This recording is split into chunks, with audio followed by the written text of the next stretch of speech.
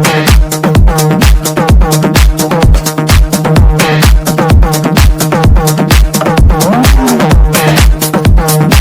दोस्तों, welcome back to our YouTube channel Guru Masti जीएनएमटी।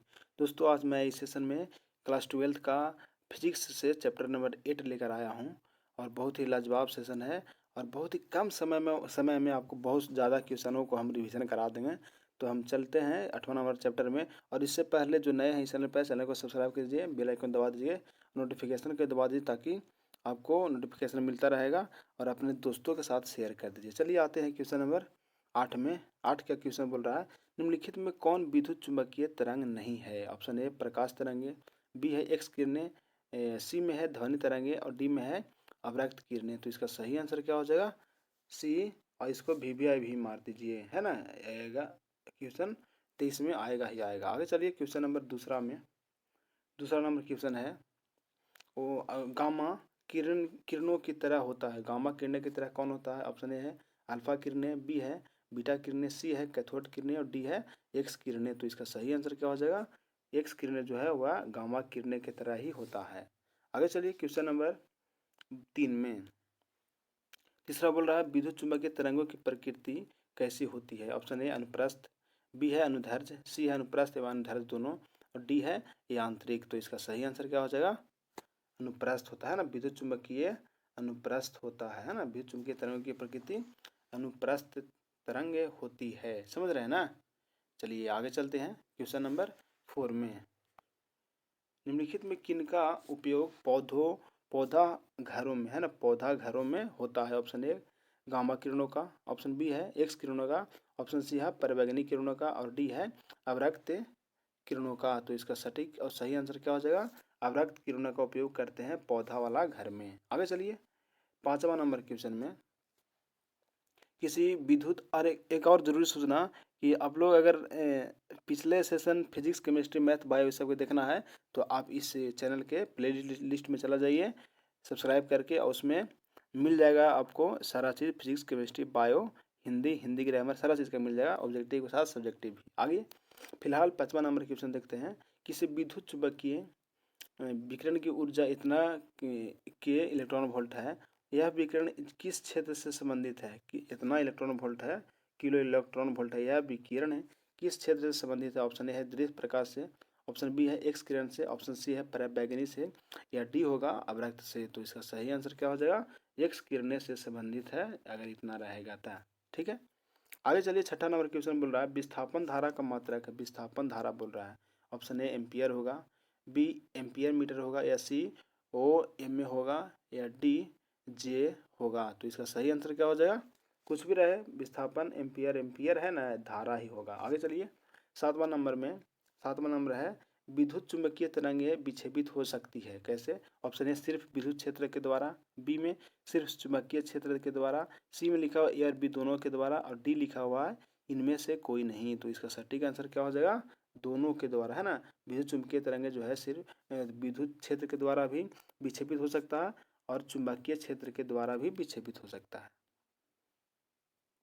आगे देखिए 8 नंबर में, epsilon note mu naught epsilon note के पावर -1/2, या तो इसको हम ऐसे लिख सकते हैं, ऐसे भी लिख सकते हैं, ऐसे लिख सकते हैं के अंडर रूट आवर, इसका मान होता है 3 × 10⁻, कितना 8 मीटर पर सेकेंड के, यानी कहाँ है? बी नंबर ऑप्शन सही हो जाएगा। ठीक है, आगे चलिए।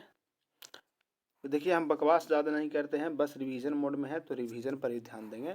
आप लोग ज़्यादा से ज़्यादा फोकस कीजिए पढ़ाई पर, सिर्फ टाइम बहुत कम है तो टाइम के अनुसार चलिएगा ना जी। 9वां है, समय के साथ बदलते हुए विद्युतीय क्षेत्र के कारण एक विद्युतीय धारा epsilon naught is equal to d∅E/dt बराबर I है, परिभाषित होती है। इसे कहा जाता है, क्या कहा जाता है? ऑप्शन ए है चालन धारा, बी है प्रेरित धारा, सी ए और बी दोनों कह सकते हैं या डी विस्थापन धारा कहते हैं। तो इसको हम सिर्फ क्या कहते हैं?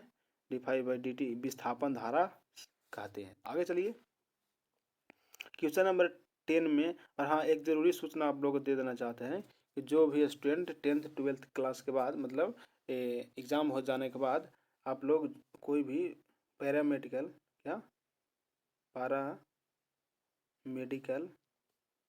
या कोई स्टूडेंट पॉलीटेक्निक, जानते हैं ना, बिहार पॉलीटेक्निक है ना, पॉलीटेक्निक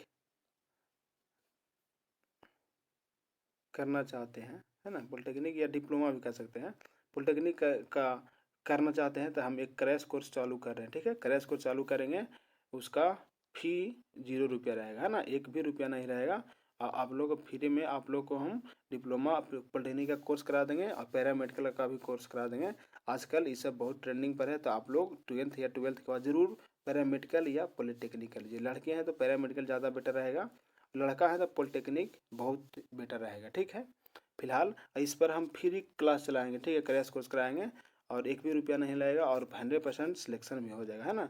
आप लोग आराम से निकाल लीजिएगा एंट्रेंस को। ठीक है, आगे चलिए। फिलहाल क्वेश्चन नंबर 10 में विद्युत चुंबकीय तरंग के संचरण की दिशा होती है, कैसी होती है? ऑप्शन ए वेक्टर बी के समानांतर, ऑप्शन बी है वेक्टर ई के समानांतर, सी है B vector B cross vector E के समानांतर, या D vector E into vector B के समानांतर होती है। इसका सही आंसर आप लोग बताइए।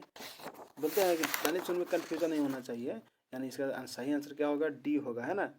ये भी बता सकते थे लेकिन ई नहीं, ये होगा vector E cross vector B, पहले ई आएगा उसके बाद बी उसी का समानांतर। आगे चलिए क्वेश्चन नंबर 11 में बोल रहा है, 11 नंबर क्वेश्चन, निम्नलिखित में से किस तरंग की तरंग दैर्ध्य क्या होती है? सबसे कम होती है।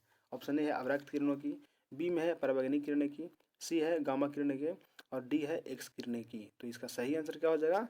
गामा किरणें के जो है तरंग दैर्ध्य न्यूनतम होता है। ठीक है, आगे चलिए क्वेश्चन नंबर 12 में बोल रहा है विद्युत चुंबकीय तरंगों के इतिहास में किसका नाम नहीं है ना। विद्युत चुंबकीय तरंगों के इतिहास में किसका नाम नहीं है? ऑप्शन ए है चंद्रशेखर वेंकट रमन, बी है जगदीश चंद्र बोस, और सी है हर्ट्ज, और डी है मार्कोनी। तो इसका सही आंसर क्या हो जाएगा?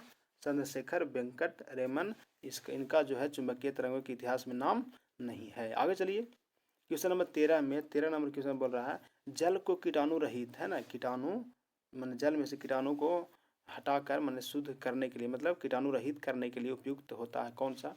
ऑप्शन ए है अवरक्त किरण, बी में है पराबैंगनी किरण, सी में है पीला प्रकाश, और डी में है माइक्रो तरंगे। तो इसका सही आंसर हो जाएगा पराबैंगनी किरणें हो जाएगा, है ना। आगे चलिए क्वेश्चन नंबर 14 में बहुत अच्छा क्वेश्चन दिया हुआ है, आप लोग इसे जरूर पढ़िए और फिजिक्स केमिस्ट्री बायो का भी पढ़ लीजिए।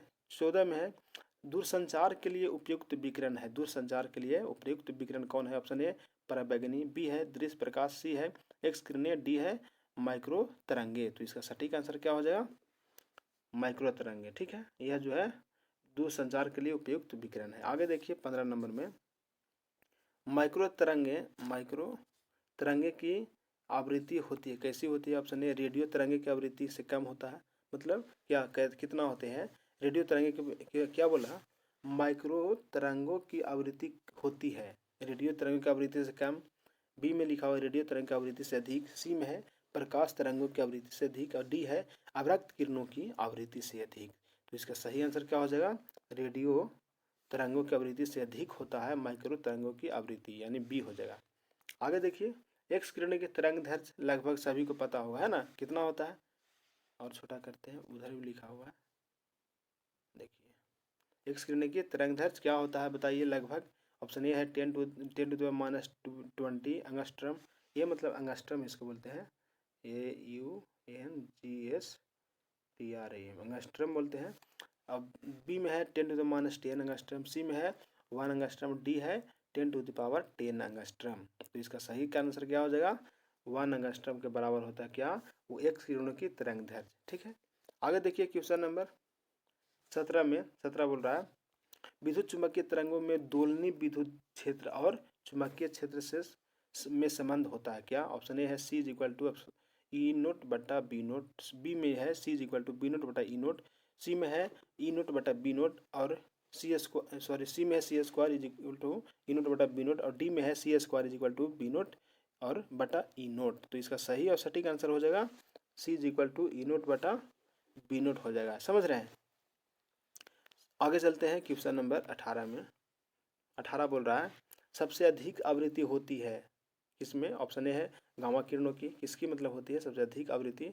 बी में लिखा हुआ है पीले प्रकाश की, सी में लिखा हुआ अवरक्त किरणों की, और डी लिखा हुआ पराबैंगनी किरणें की। तो इसका सटीक आंसर क्या हो जाएगा?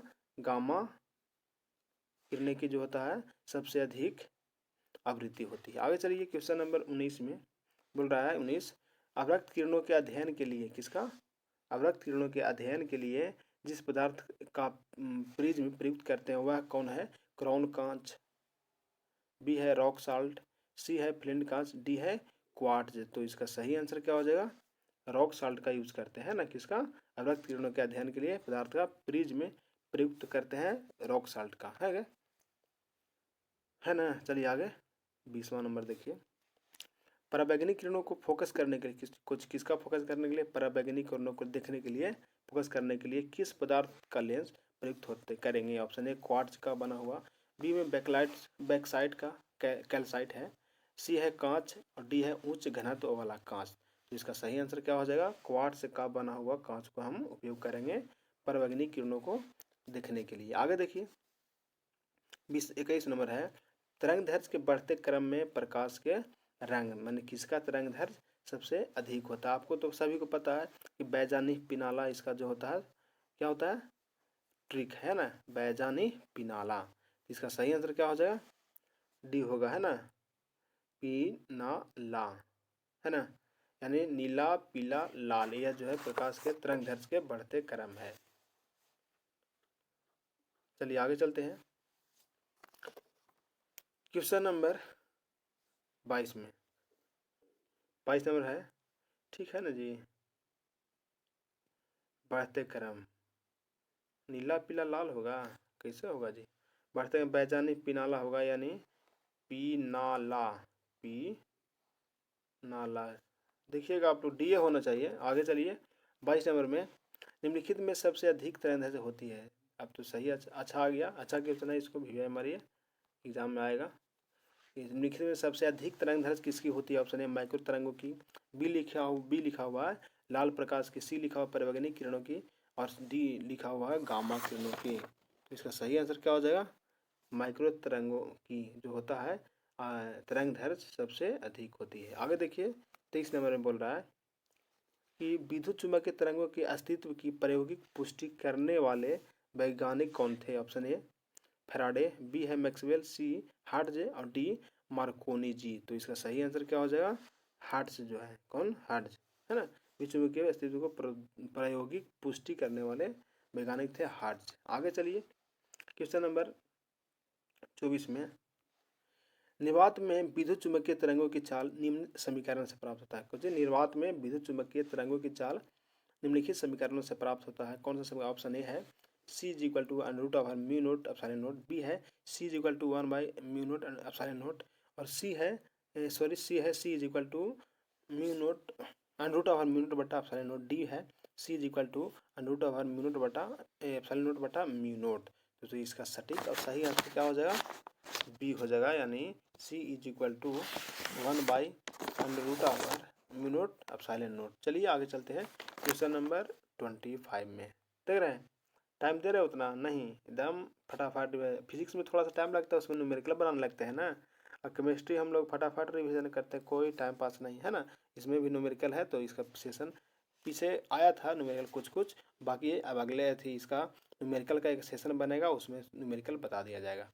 फिलहाल 25 नंबर देखते हैं, कोहरे में अब बहुत जल्द आ रहा है क्वेश्चन, क्या होता है जब केमिस्ट्री में पूछता है ना, केमिस्ट्री तो फिजिक्स का बात कर रहे हैं, केमिस्ट्री में कोई बात नहीं, है ना, सब्जेक्ट है ना, है फिजिक्स हो केमिस्ट्री हो।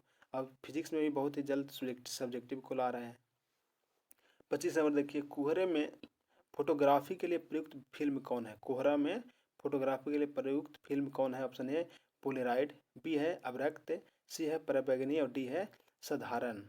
तो इसका सटीक आंसर क्या हो जाएगा? ऑप्शन बी, यानी अवरक्त किरण, है ना, अवरक्त फोटोग्राफी। चलिए आगे चलते हैं 26 नंबर क्वेश्चन में बोल रहा है, चुंबकीय क्षेत्र बी, है ना, मैग्नेटिक एरिया, मैग्नेटिक जो है मैग्नेटिक फील्ड बी, यानी चुंबकीय क्षेत्र बी तथा विद्युतीय क्षेत्र, है ना, विद्युतीय क्षेत्र ई के अनुपात बी बटा ई का मात्रक होता है। ऑप्शन ए है मीटर प्रति सेकंड, है ना, सेकंड मीटर इनवर्स, और सी है मीटर सेकंड, डी है ms-2। तो इसका सही आंसर क्या हो जाएगा? ऑप्शन बी हो जाएगा, यानी एस मीटर इनवर्स। आगे चलिए क्वेश्चन नंबर 27 में। 27 कह रहा है बीटा किरणों विक्षेपित होती है। बीटा किरणें विक्षेपित होती है, ऑप्शन ए है गुरुत्वाकर्षण क्षेत्र में। मतलब बीटा किरणें कहाँ विक्षेपित होती है? गुरुत्वाकर्षण के क्षेत्र में। बी लिखा हुआ केवल चुंबकीय क्षेत्र में। सी लिखा हुआ केवल विद्युतीय क्षेत्र में। डी लिखा हुआ चुंबकीय तथा विद्युतीय क्षेत्र में। तो सबसे अच्छा आंसर हो जाएगा डी, यानी बीटा किरणें विक्षेपित होती कहाँ? चुंबकीय तथा विद्युतीय क्षेत्र दोनों में। आगे 28 नंबर देखिए, बोल रहा है कि बहुल नंगों की पहचान में कौन सहायक होता है? ऑप्शन ए पराबैंगनी किरणें, बी है अवरक्त किरणें, सी है एक्स किरणें और डी है इनमें से कोई नहीं। तो इसका सही और सटीक आंसर क्या हो जाएगा?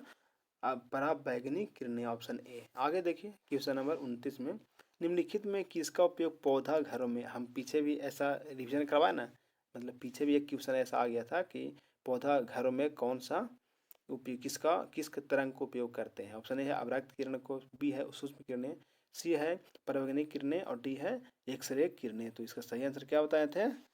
अवरक्त किरणों को यूज करते हैं पौधा वाला घर में। आगे चलिए क्वेश्चन नंबर 30 में, बोल रहा है रेडियो तरंग की उत्पत्ति किसके द्वारा होता है ना? रेडियो तरंग की उत्पत्ति किसके द्वारा होता है? ऑप्शन ए दोलित इलेक्ट्रॉन द्वारा, बी है एक क्लिस्ट्रॉन नली द्वारा, सी है ए तथा बी दोनों द्वारा, डी है इनमें से किसी के द्वारा, यानी कोई नहीं। तो इसका क्या आंसर हो जाएगा? सिर्फ दोलित इलेक्ट्रॉन के द्वारा रेडियो तरंग की उत्पत्ति होती है। आगे नेक्स्ट 31 में, निम्नलिखित में लास्ट है, निम्नलिखित में कौन निर्वात में विद्युत चुंबकीय तरंग की चाल है? ऑप्शन ए है C is equal to 1/r mu naught epsilon naught, B में है सी इज इक्वल टू 1/म्यू नॉट एप्सिलॉन नॉट √ में है, और सी में है C is equal to √r mu naught epsilon naught, और डी में है C is equal to √r epsilon naught बटा म्यू नॉट। तो इसको हम बताए थे, क्या बताए थे कि C is equal to 1/√r epsilon not into mu naught. ठीक है, और आगे है 9वां नंबर चैप्टर। तो 9वां चैप्टर इसमें ना अगले सेशन में बताएंगे, लंबा वीडियो नहीं करना चाहते हैं, दिक्कत होगा। तो हम मिलते हैं अगले सेशन में, तब तक के लिए धन्यवाद, जय हिंद।